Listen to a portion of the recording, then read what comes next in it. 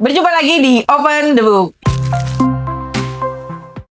Obrolan kita sama Kak Ismi kayaknya nggak ada habis-habisnya, apalagi soal tentang rumah tangga, perceraian. Dan kali ini kita mau ngomongin tentang dispensasi nikah.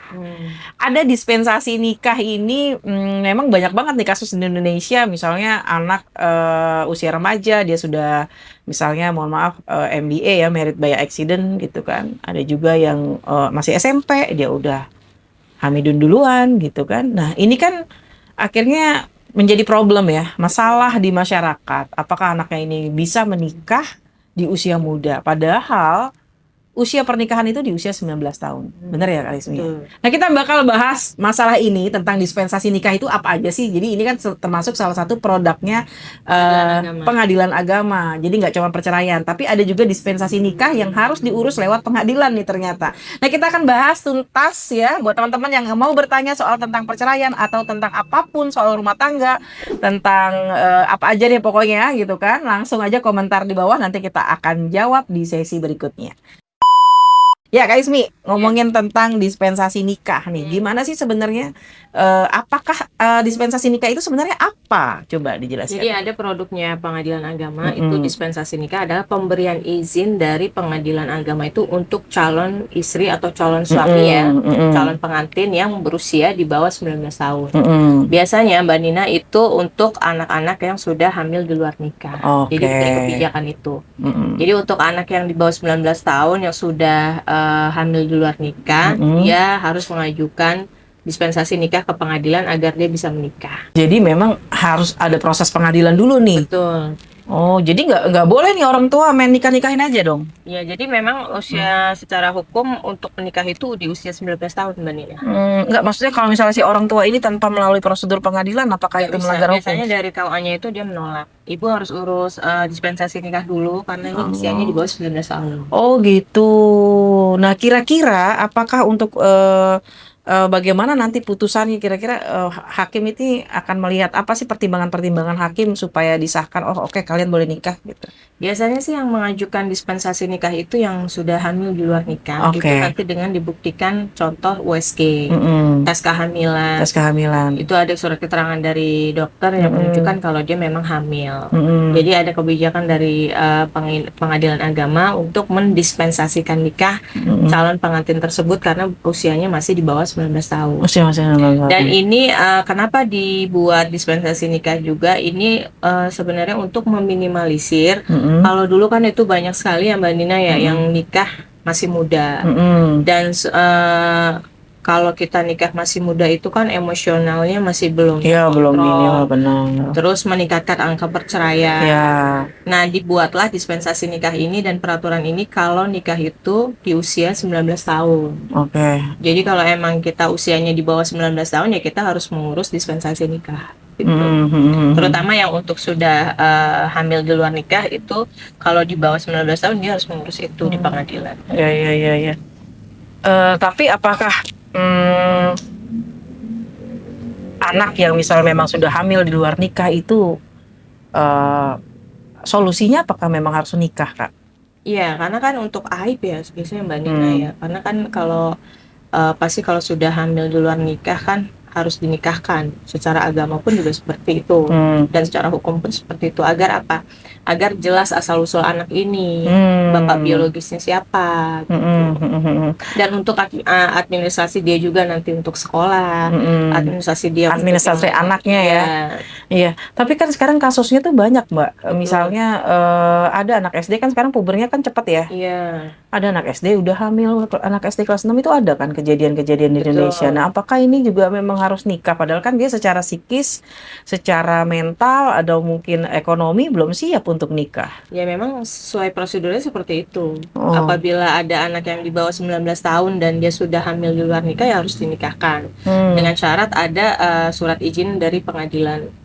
Tapi biasanya putusan hakim pernah nggak misalnya tidak menyetujui untuk nikah nih karena misalnya anak ini masih muda banget gitu, ada nggak ya kayak gitu? Ya itu kasuistik sih Mbak Nina.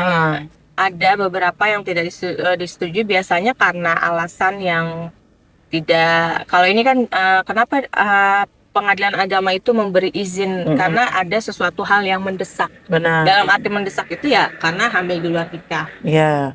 Tapi sebenarnya dalam perspektif agama juga nih Kak. Betul. Ya. Dalam perspektif agama juga kalau misalnya memang anak hamil di luar nikah, sebenarnya kalau dalam hukumnya sih ya, hukum fikihnya itu si anak itu sebenarnya nggak boleh menikah. Karena kan posisi lagi hamil. Nah, boleh menikahnya itu setelah dia melahirkan. Karena salah satu persyaratan orang yang boleh menikah kan diantaranya sudah lepas masa iddah gitu ya kalau di Islam ya. Nah, salah satunya juga adalah orang hamil itu posisi hamil itu nggak boleh menikah. Ya.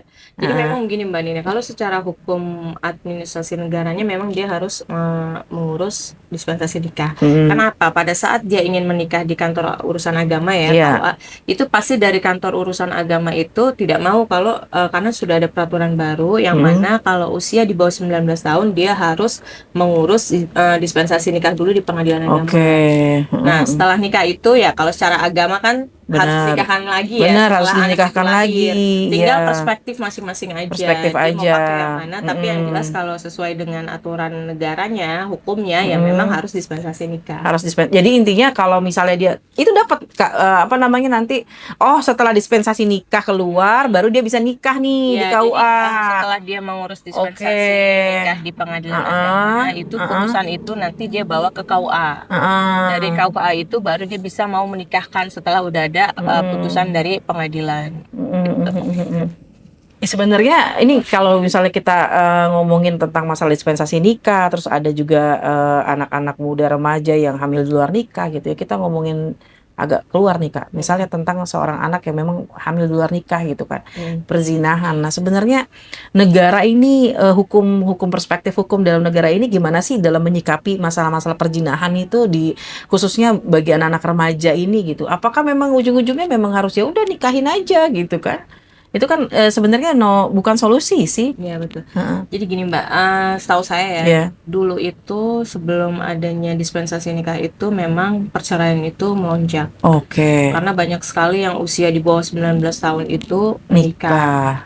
Terus banyak sekali anak yang masih muda itu pada saat dia berumah tangga emosinya belum stabil, akhirnya sering terjadi pertengkaran. Jadi untuk berumah tangganya itu lebih jangka waktunya sebentar, dan itu akan menaikkan angka perceraian di Indonesia.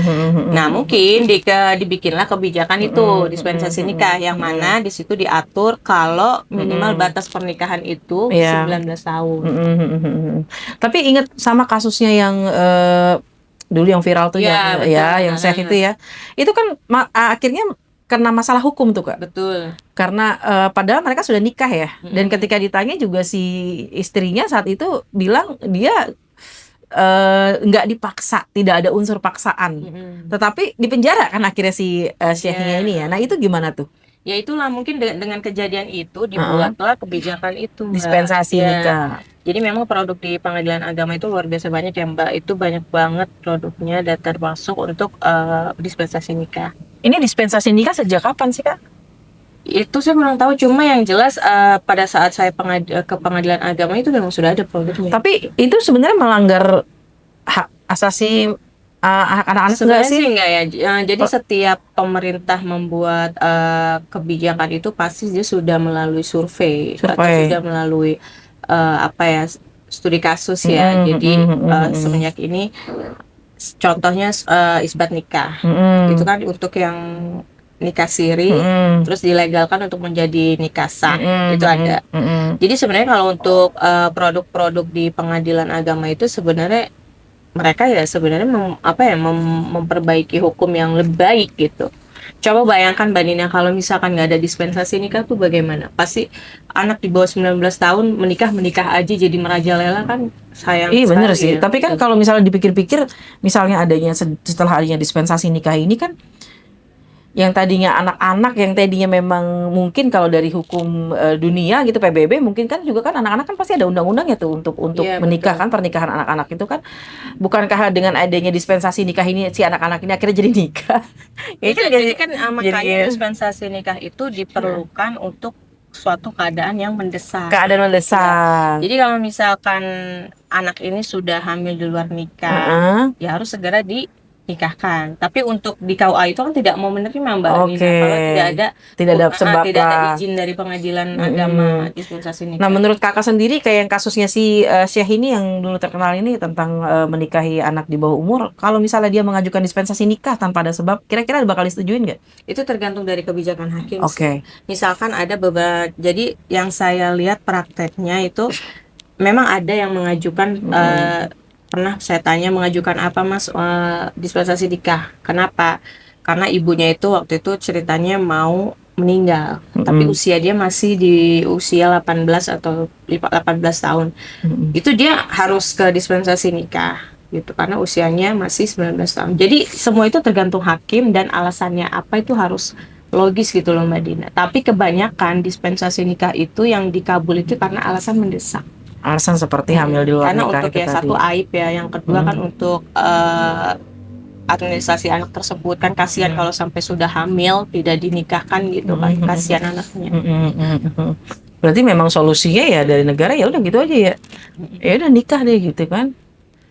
Ya sebenarnya sih kalau dipikir-pikir juga kayaknya no solution juga ya. Karena kan pasti mereka kan pasti juga belum siap untuk pernikahan kan tahu sendiri ya. Kalau untuk siap atau tidak siap itu ke pribadi masing-masing. Tapi yang jelas dispensasi nikah itu diperuntukkan untuk keadaan mendesak. Karena kan maksudnya gini loh Kak, kalau misalnya kita ngomongin soal mendesak ini kan mungkin anak-anak ini kan berarti kan kondisinya belum siap juga sebenarnya kan. Iya, karena sudah kecelakaan. Udah kecelakaan. Jadi mungkin ini jadi lebih kepada keinginan dua keluarga nih supaya nggak malu, jadi supaya apa kan. Gitu, kalau seandainya anak ini tidak dinikahkan. Iya. Pada saat anak ini nanti lahir Mbak Nina, itu jatuhnya kan jadi kayak anak di luar nikah. Benar. Itu akan lebih susah lagi nantinya. Tapi pada saat dia hamil, terus dia mengajukan pernikahan, itu kan akan lebih mempermudah si anak dan bapak ibunya ini. Gitu. Itulah dibuat dispensasi nikah. Oke. Jadi dispensasi nikah ini teman-teman ya. Kalau misalnya nanti kita ngelihat mungkin ada tetangga kita umur baru 14 tahun tapi misalnya dia udah nikah ya mungkin karena memang udah ada prosedur dispensasi nikah. Jadi nikah itu nggak cuman bisa langsung nikah aja ya. Tetap harus lewat prosedur pengadilan. Usia yang disarankan oleh hukum negara itu adalah 19 tahun. 19 tahun gitu ya. Tapi intinya nggak bisa sembarangan nikah juga nih. Betul. Hakim ketuk palunya ya. Oke ya. Cuman agak ini juga sih ya. Hukum kan kadang benar gak sih Kak kalau saya punya pendapat kayak gini. Hukum itu kadang dibuat ada yang membuat hukum ini juga untuk kepentingan beberapa pihak. Sebenarnya sih kalau produk hukum itu selalu dia melalui biasanya survei. Contoh misalkan seperti adanya SEMA yang baru dalam perceraian juga setelah survei ya Mbak Nina. Kenapa ada SEMA surat edaran Mahkamah Agung yang kalau kita ingin bercerai minimal bisa rumah 6 bulan itu. Karena survei membuktikan kalau angka perceraian itu melonjak. Tahun itu ada beberapa ribu kasus. Tapi terbukti Mbak Nina dengan adanya SEMA itu perceraian jadi agak kurang. Seperti pernah dispensasi nikah ini pun setelah ada batas minimal 19 tahun itu orang yang ingin menikah di bawah 19 tahun itu jadi mereka berpikir nih mereka berevaluasi lagi minimal usianya tuh 19 tahun. Terus yang kedua kenapa di angka 19 tahun mungkin di angka 19 tahun itu dianggap cakap dan matang pada saat ingin menikah.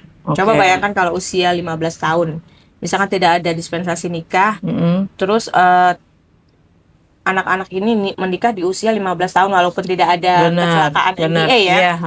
Bayangkan Mbak Nina itu pasti akan banyak angka pernikahan di usia muda. Benar pasti. Gitu. Jadi sebenarnya tuh hukum di negara kita itu sudah baik ya. Maksudnya setiap ada evaluasi, setiap ada pemeriksaan, setiap ada studi kasus itu mereka selalu mencatat. Mereka selalu menimbang, setelah ada ini kita bikin peraturannya seperti itu. Cuman kan kalau misalnya usianya sebenarnya usia berapa sih Kak yang misalnya memang dari patokan kira-kira pertimbangan hakim gitu ya. Usia 12 tahun nih misalnya. Sebenarnya sih 19 tahun. Minimal untuk dispensasi nikah gitu. Kalau untuk minimal dispensasi nikah itu tidak ada batas usia. Nggak ada batas usia. Memang di situ ditulis kalau dispensasi nikah itu diperuntukkan dalam keadaan alasan yang mendesak. Alasan mendesak. Dalam arti misalkan ada anak usia 14 tahun, dia sudah hamil di luar nikah, ya itu harus segera dispensasi nikahkan gitu. Untuk apa? Untuk aib ya satu, terus yang kedua untuk melegalkan administrasi anak, terus untuk mensahkan mereka. Bagaimana coba kalau tidak ada dispensasi nikah? Benar. Anak di luar kawin jadinya. Iya. Kalau misalnya gini bisa nggak sih Kak? Maaf nih, misalnya ini saya punya pandangan sendiri nih, jadi boleh ya. Kita sharing. Misalnya gitu kan, ini sih kalau pendapat pribadi kalau misalnya kita ngomongin anak nih MBA misalnya dia dia hamil duluan, usianya padahal masih 14 tahun, 13 tahun gitu kan. Kalau misalnya secara perspektif psikologis itu kan kayaknya belum matang ini anak untuk nikah, karena kan pernikahan ini kan kompleks banget kan.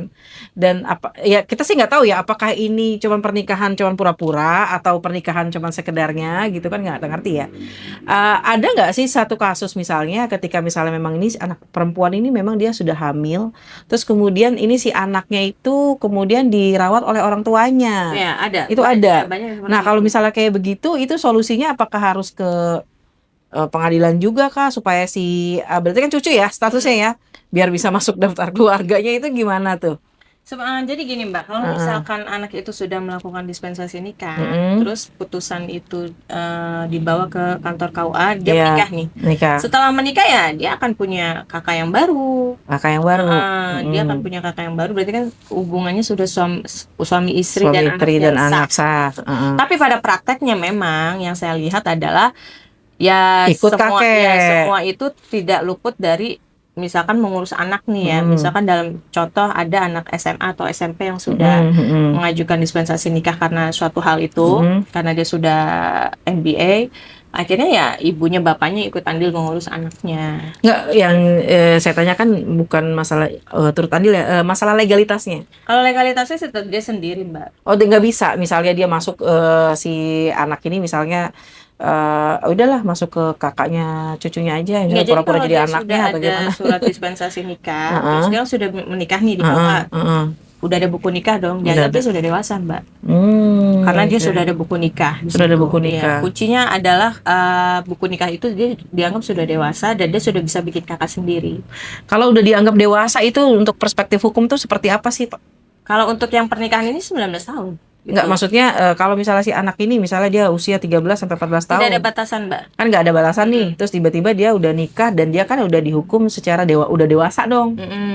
Nah, maksudnya pengertian udah dewasa ini apakah ini berlaku juga untuk hukum-hukum secara pidana yang lain-lain itu kan ada tuh ya, undang-undang anak ya, untuk undang-undang peradilan anak gitu. Ketika dia sudah menikah, apakah undang-undang peradilan anak udah nggak berlaku lagi buat dia? Tidak, karena sudah dapat buku nikah itu. Oke. Justru dengan ada buku nikah itu jadi untuk administrasi suami, istri dan anaknya itu menjadi dipermudah dan sah Mbak secara negaranya. Iya kan, sah secara negara. Nggak, maksudnya misalnya dia ada terlibat kasus kriminal nih Kak, kan contohnya ke depannya misalnya misalnya kan ini namanya psikologisnya belum ada, misalnya terjadi pemukulan atau apa KDRT, atau misalnya terjadi hal-hal yang pidana lainnya, kan tetap diproses. Iya, diprosesnya ini apakah menggunakan hukum peradilan anak gitu, undang-undang peradilan atau enggak karena udah dewasa kan ya, gitu. Kalau sudah seperti itu, kalau misalkan sudah dianggap sudah menikah, berarti kan dia sudah dianggap dewasa Mbak. Walaupun saya pernah ada kasus waktu itu ceritanya dia itu usianya 16 tahun, tapi dia sudah menikah. Dia sudah menikah dan di situ ya dianggapnya ya dia sudah dewasa karena dia sudah pernah menikah. Oke, walaupun usianya 16 berarti tahun. undang-undang untuk anak itu udah nggak berlaku buat dia ya, kalau misalnya dia melakukan suatu tindak pidana ya.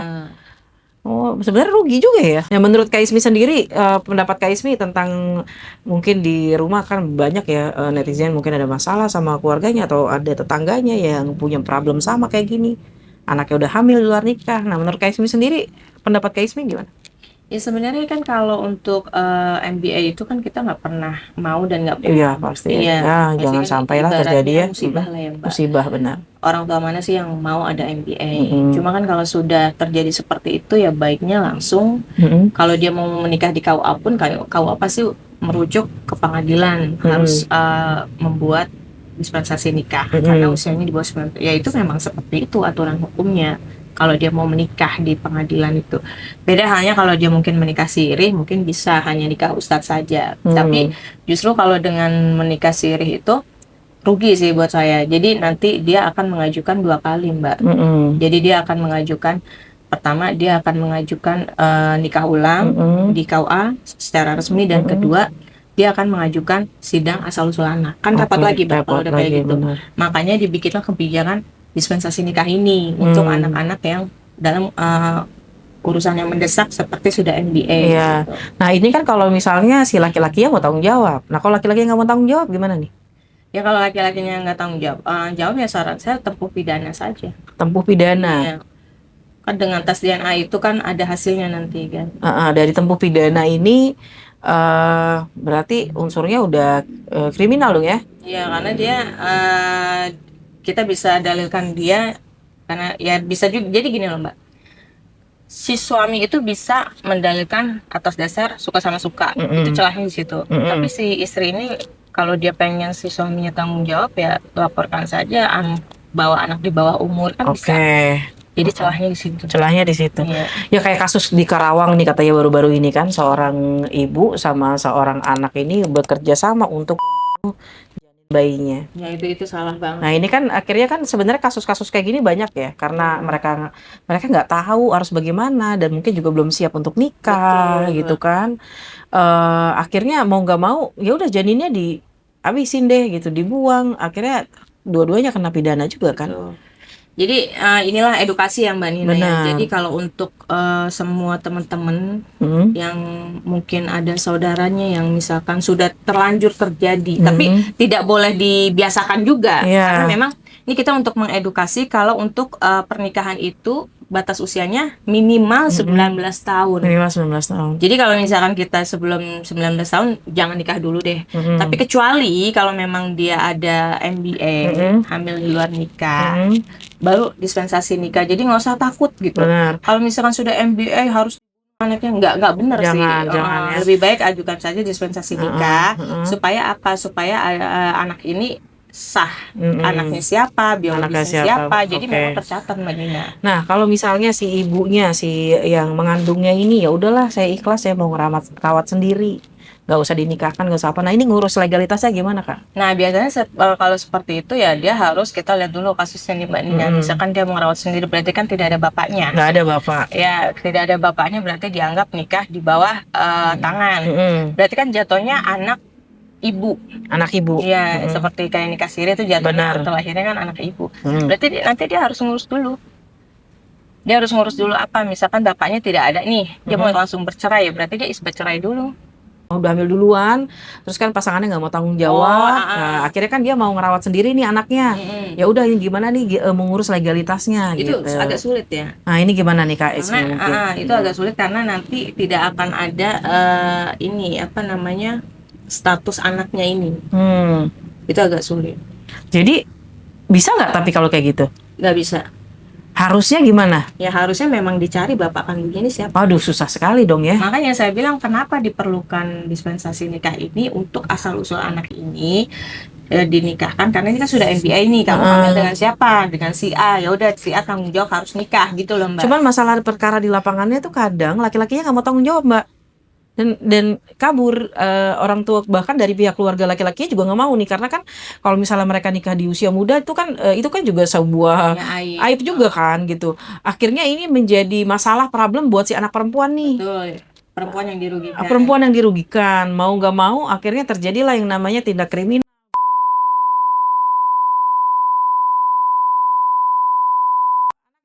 Udah lahiran katanya dibungkus pakai lakban. Wah serem banget ini kan.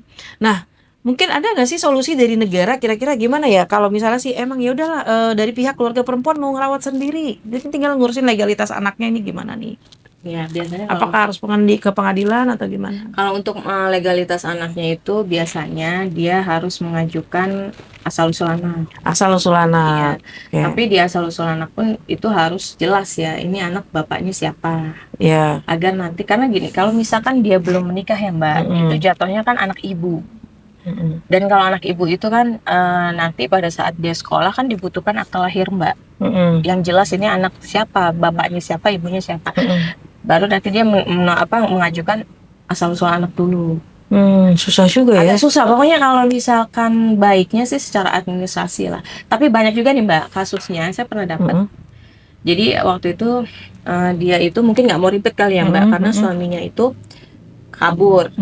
Jadi si anak ini dimasukin ke kakek neneknya.